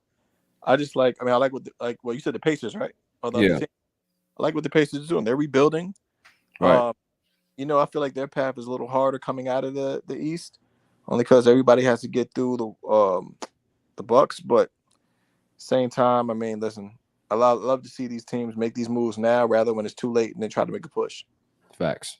The second tier moves, they know what they're trying to offset. So I think it'd be a good one. Big facts. Big facts. Let me see. I think one of these dudes probably wanted to come in here. Hold on, man. Go ahead and send it to him. Yeah, so I sent it to, remember Navarro Allen, coach of the high school team? Yes, sir. Shouts to Navarro Allen. I don't know if he's going to be available to jump in here, but if he does, I'll cam him up and we can have a little conversation. But moving on to a story that I saw about Kyrie Irving and LeBron James. And it was a rumor or a report that said that Kyrie Irving did indeed want to reunite with LeBron James, whether it was going to be with the Lakers or convincing LeBron to go to the Dallas Mavericks. I remember when this was happening and the rumors were starting to swirl and are the Lakers gonna make this move and or what are they gonna do and all this indecisiveness. And I said that if the Lakers lose to the Nuggets, they need to press the nuclear button and go get Kyrie Irving. Sheesh. And they lost to the Nuggets, and I said they need to go get Kyrie Irving. The Dallas Mavericks knew that Kyrie wanted to be a Laker. Everybody knew. He was meeting with Phil Handy. Him and Phil Handy are pretty tight, cool dudes, right? And he was at the games in LA. He has a house out there. He spends a lot of time in LA. So it's like it makes sense. Braun was warming up to it. Management was like, we don't really know, man. We've seen the history of him going certain places and it don't work out. But Braun's telling him, look, I understand none of that stuff worked out. I can work with him. I want a championship with this dude. So if anybody can be able to keep him in line, I got it. And I was warming up to it too. I was like, heck, do it. Because what I saw from D'Lo in the damn Western Conference Finals, I didn't want to see it no more. Didn't want to see it no more. Right? Did not want to see it no more. Respect it. Darvin Ham, we already know how I feel about him. Idiot.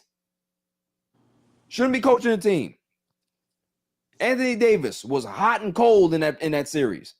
Jokic was cooking his ass in that series. So I'm like, all right, if I know that these guys have a ceiling, there's a cap. I'd go get me a superstar. Go get me a dude that I know is going to get automatic buckets. I know exactly what I'm going to get out of this man, and we can be able to compete in the Western Conference. Easier said than done. They went ahead and diddle around.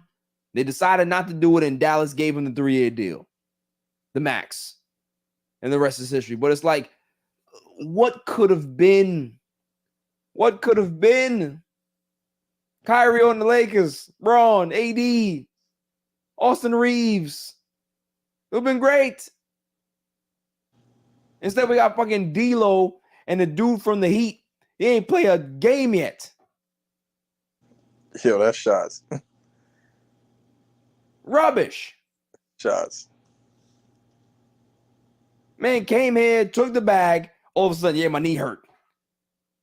Can't play. Usually happens.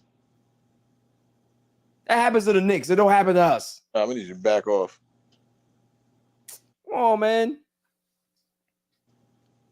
I just don't understand what they need to do to get consistent. They played the last 2 games pretty good. But they got to make a trade, man. Like, I don't care if D'Lo averages 35 for the next 15 games and they go 14-1. They need to get him out of here.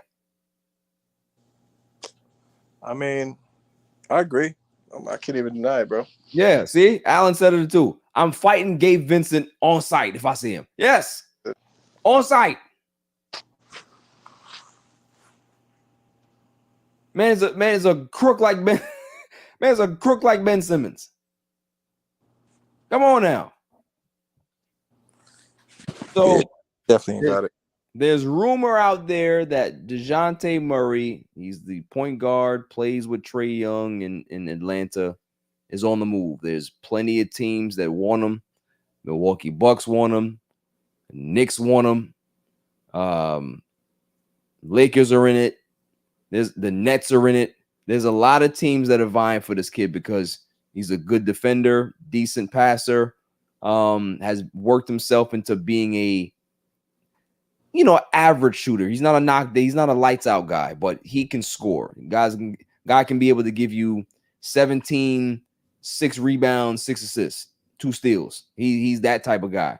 And his contract is the most interesting part of this entire dynamic.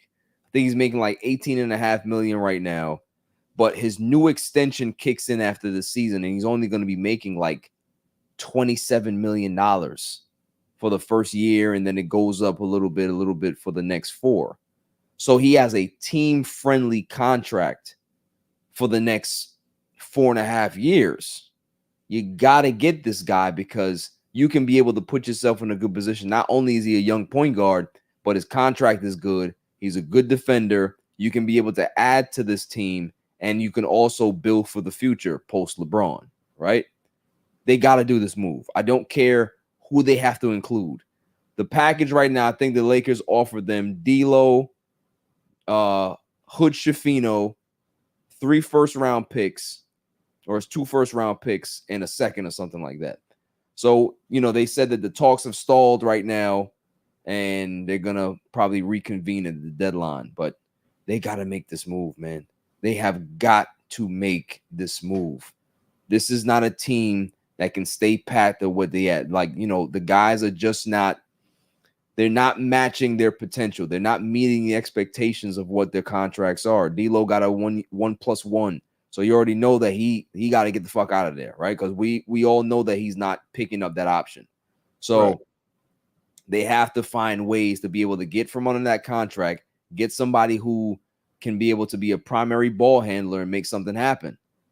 Austin Reeves is good, but DeJounte Murray with an Austin Reeves would be a great combination. And then if you can get Mr. Criminal Gabe Vincent back at any point, before the playoffs or even in the playoffs, that would be an added bonus as well because he's a very good player. He just hasn't been able to be available for us this year. So I agree. Yeah. I agree. What's going on with your Knicks, man? Man, I'm not watching any games. That's my secret. I'm not doing it. I'm letting it keep going. I keep watching the little ticker tape pop up and say, hey, Knicks beat such and such. I think they beat the Wizards today. Yeah. Yeah, I'll take it. I don't want to see it. I don't watch it. I don't want to jinx them. Yeah, Jalen Brunson went off too. Bro, let them do what they do. I can't do it. I gotta watch from afar. Because the minute I watch, I know what's gonna happen. You're a fucking jinx. That's it. I know what I am. I accept it. Especially when it comes fucking jinx. Down. Let's see. We have a question here. WBH Radio. Why are they able to win the in-season tournament yet not in playoff picture? Great question. The reason for that is just blind luck. That's all it is. I mean, you got guys that were healthy at that point. They were playing good basketball. They were locked in. Guys were hitting timely shots. You had Taurean Prince. He was knocking down threes. You had guys hitting threes.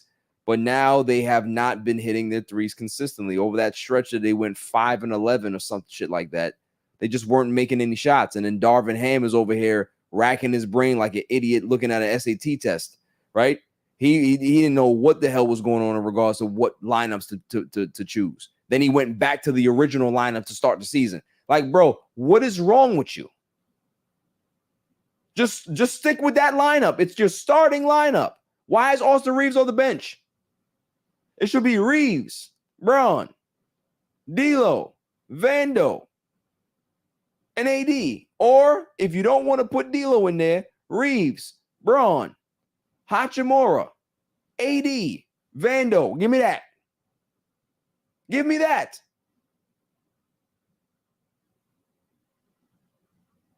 Idiot-ass coach, man. This is why they're not going to win. They're just dumb. So Alan's saying that D'Lo cooking tonight. Yeah, he's on a heater right now, so let him keep going. Let him keep going. Build up his trade value. Let him go. Get him 50. So more teams can come calling. Knicks are playing great. Miss Quigley, though. I hate McBride. Listen, your Knicks are winning. OG Anunoby has been a great addition to the team. Shut up and be happy. Quigley. Quigley is no difference maker. Quigley. The hell out of here with that. Unbelievable. Unbelievable. I had some news to break about the Golden State Warriors. I said last week that as a Laker fan, I despise the Warriors. I do. I hate them. But I'm starting to feel sorry for them, Chloe. In what regard? They look horrible. Yeah. And granted, the young guys are not playing well. They're not getting the minutes that they need to develop. Steve Kerr is grasping at straws. Klay Thompson looks like a shell of himself. Draymond Green doesn't look like he can play basketball anymore anyway either. And he probably doesn't even want to play basketball. Steph Curry is trying to hold it together. He's the only constant, right? Fans are still there supporting the team. But I was trying to tell people that I saw this coming in the summer. Right. Saw it. Nobody wanted to listen. But when you have Black Cat Paul on your team, this is what's going to happen. I mean, bro, insurance rates were skyrocketing when Chris Paul was at State Farm because the amount of bad luck he is. So I'm not surprised. Bro. I keep it real with you. With this team, though, it's like I feel bad for Steph more than anybody because, yeah, okay, cool. He's still trying to cook, whatever. But, bro, they got you forever. He's going to end up like Kobe Bryant in his last days with the Lakers. Exactly. Like, he is going to really sit there and just be like, damn, I can't get off because they'll never have a star like that again, bro. Yeah, he's going to be the lion at the zoo. Oh, look at the lion. It's so nice. Look at him. Look at him. That shit hasn't drank water in 4 days. Facts. You come next to that cage, it's a wrap for you, right? Like, that's what else do they got? They have nothing. Kuminga's rubbish. Moody, rubbish. Looney, rubbish. It's just a bad team. They've never developed anybody, right? Because they were in championship mode, whatever. But now you see the rubble and the ramifications and the consequences of just going all in to win championships all the time, right? You have the success, granted, yes. But when you see what's left, it's going to be a very, very precipitous drop. Yeah, no, there's no system being built. Like, at least when the Spurs had their situation, they had a next guy up, they had another guy up. It was a rotation. And even the Spurs had to rebuild. Right? True. They're in rebuild right now with Victor Wembanyama. True. They've been in rebuild for the last 6 years. True.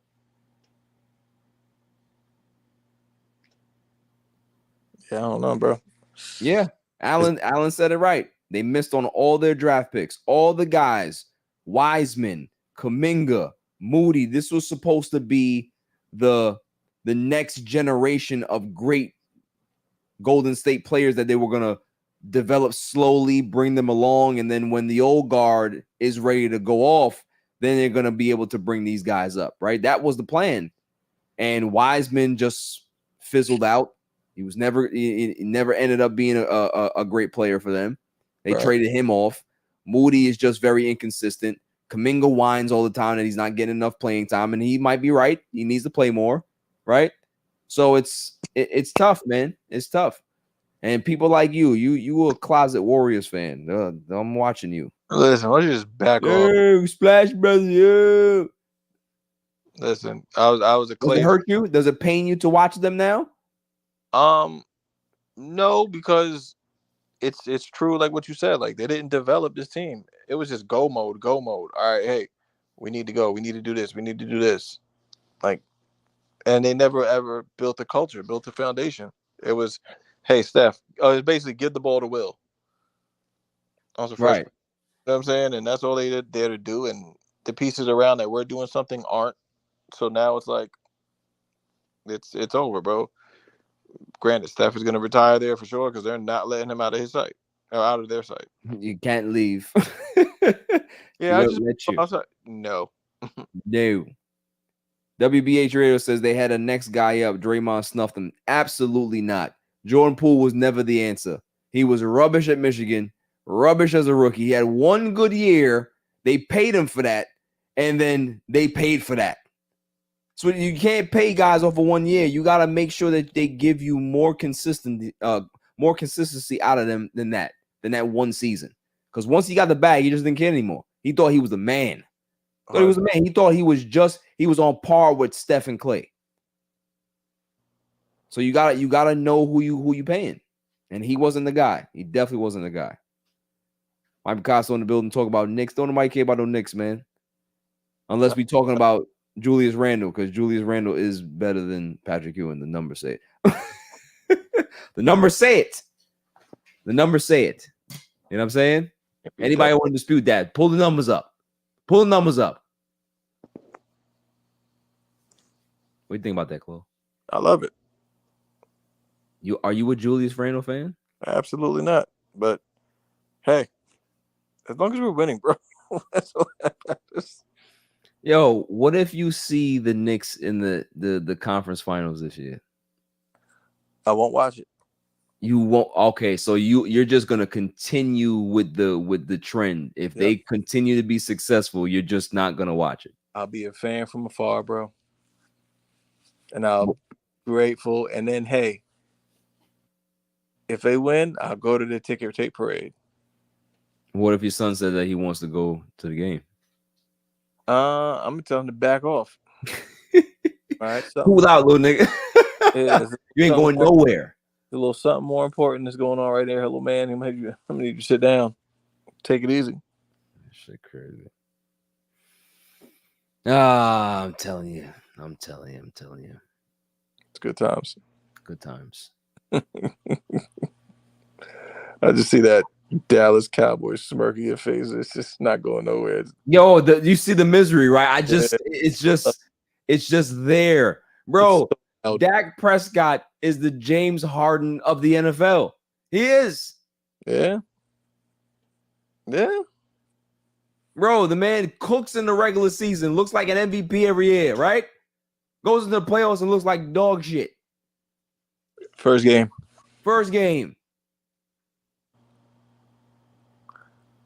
But it only shows you that the Cowboys are just a product of their division. Oh, man, I just want all of them gone, bro. I just want all of them gone. I really do.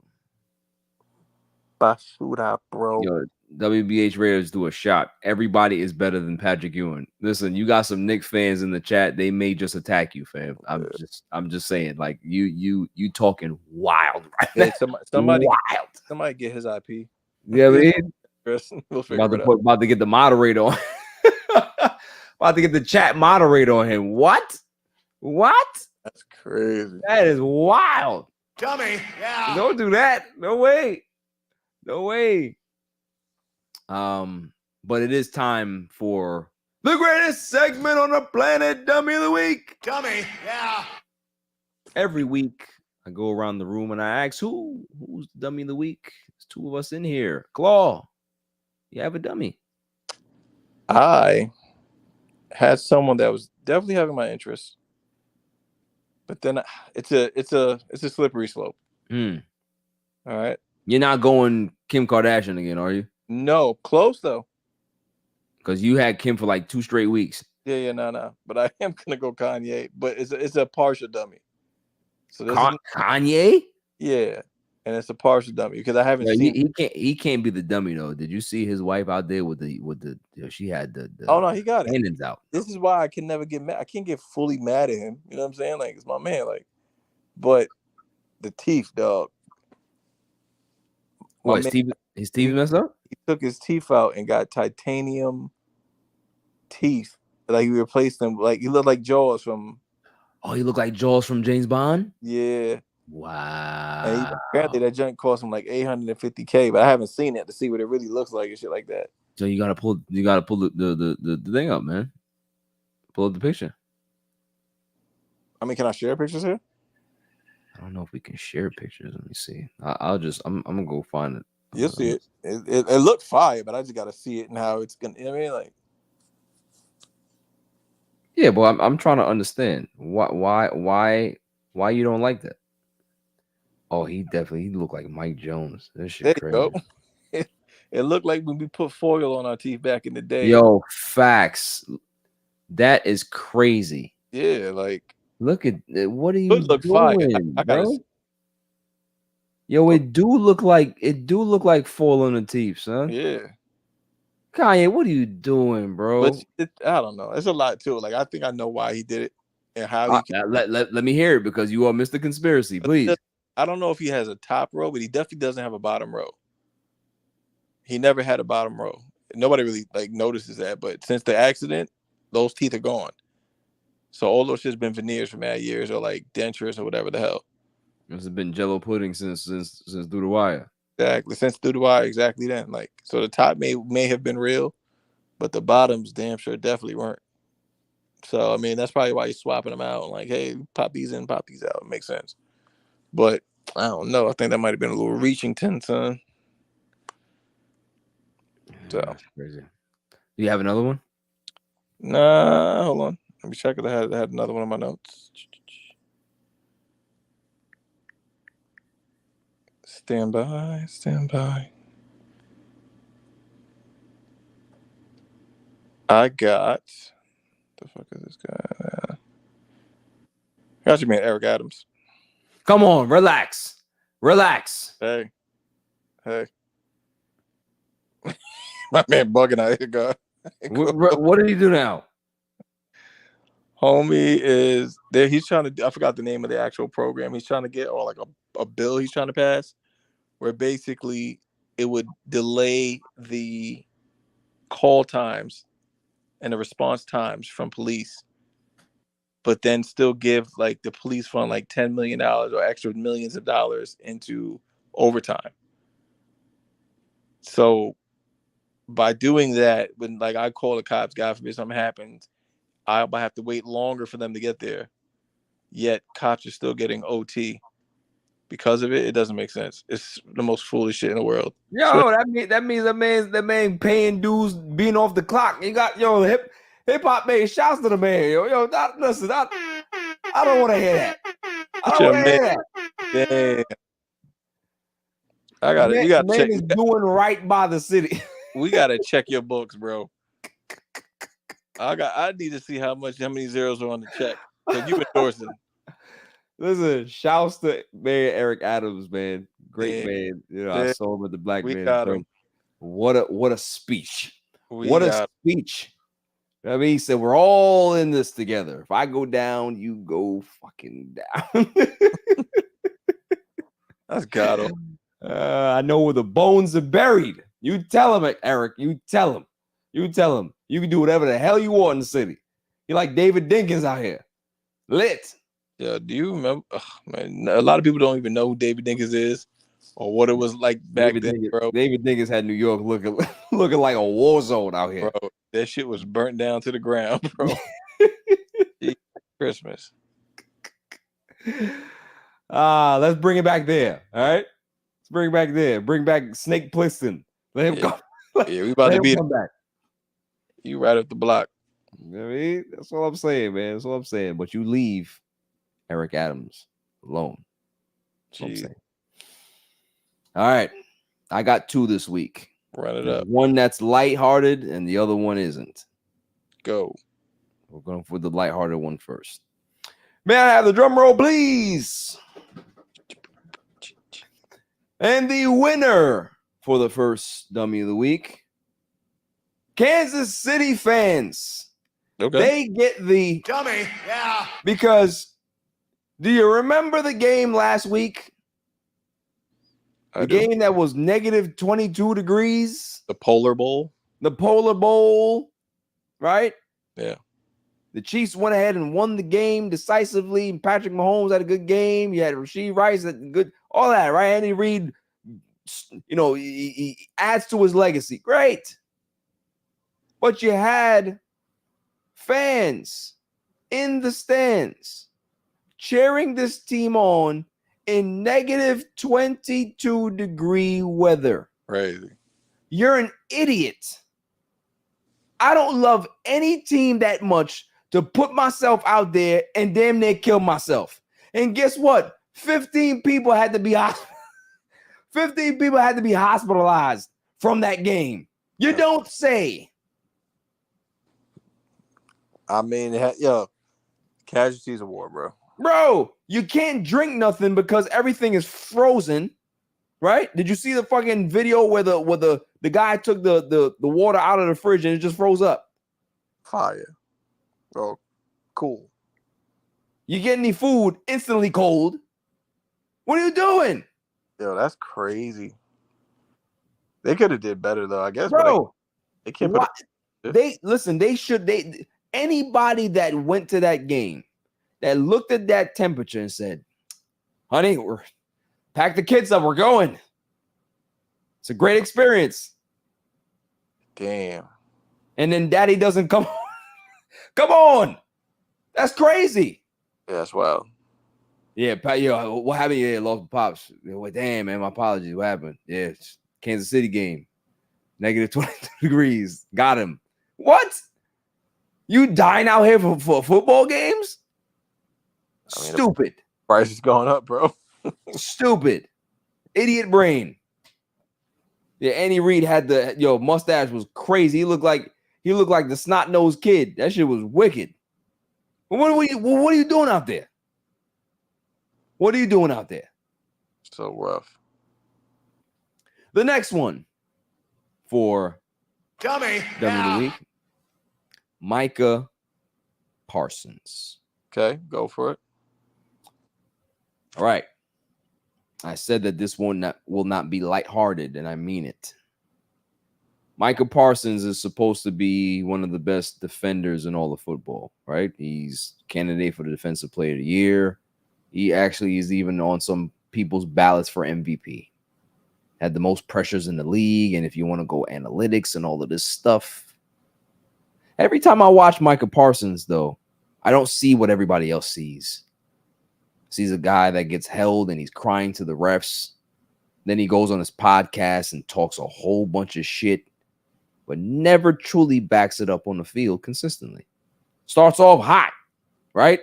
6-7 sacks in the first few games and then tails off to the end of the season. It's kind of why the Cowboys have been one and done in the playoffs, right?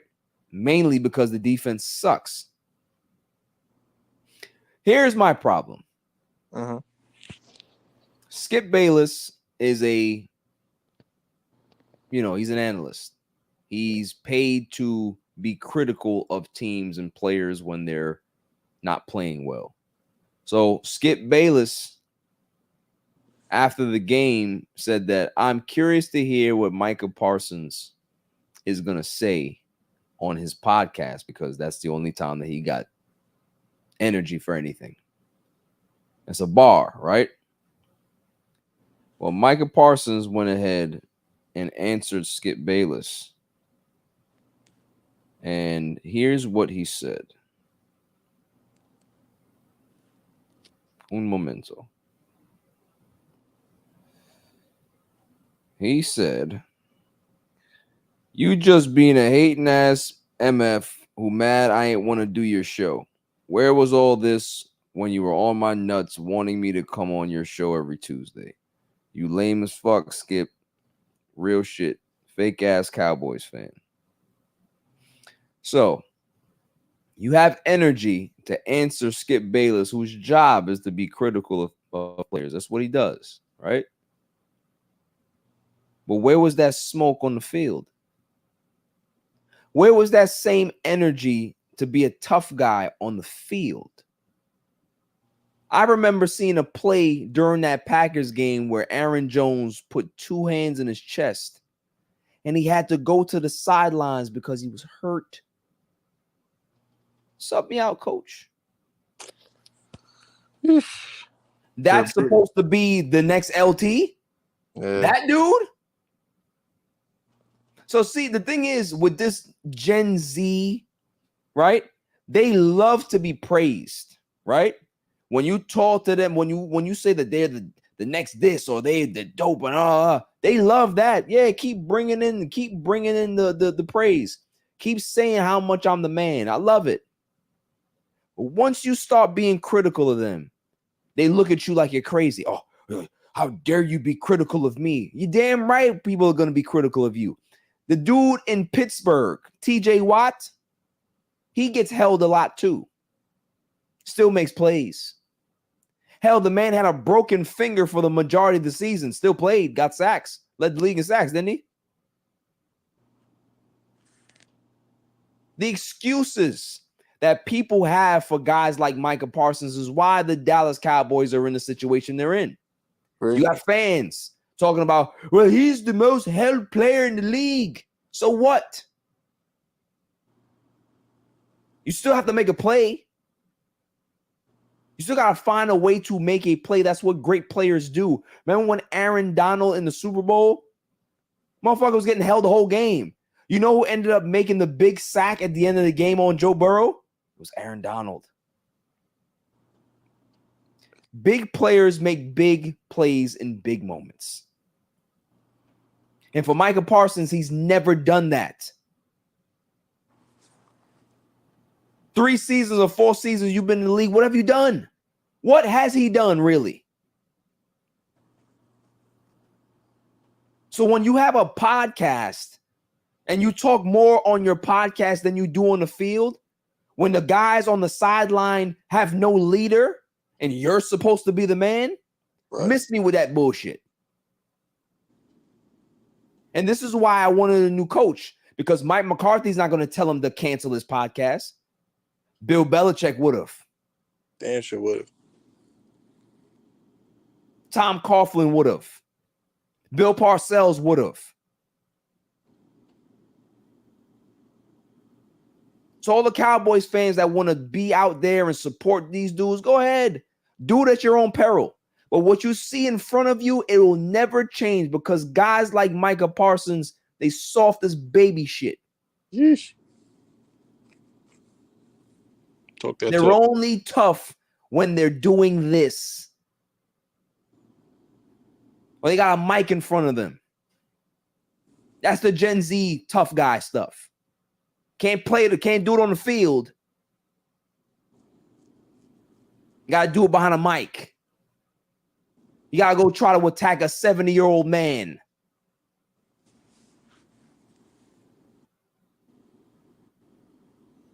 This is why certain old school fans don't want to be fans of current players.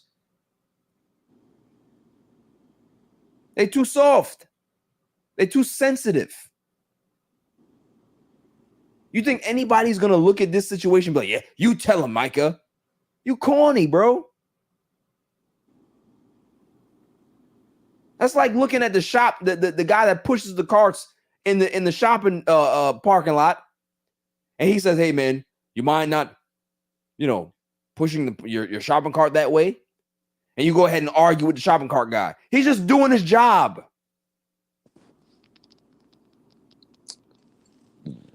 I'd be mad too, bro. You relax.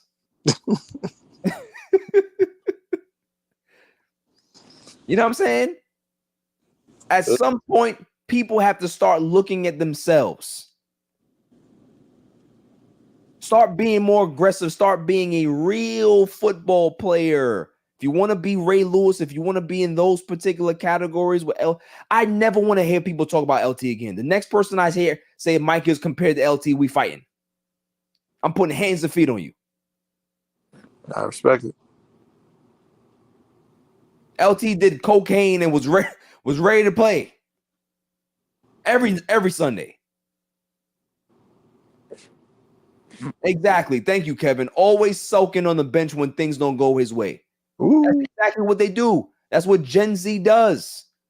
Oh, they don't like me. Well, I'm just going to go to my Twitter and my podcast and talk about it. Soft.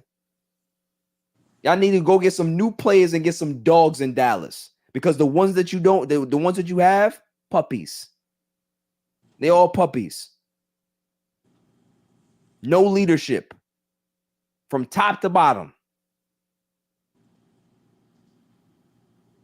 That's all for this week.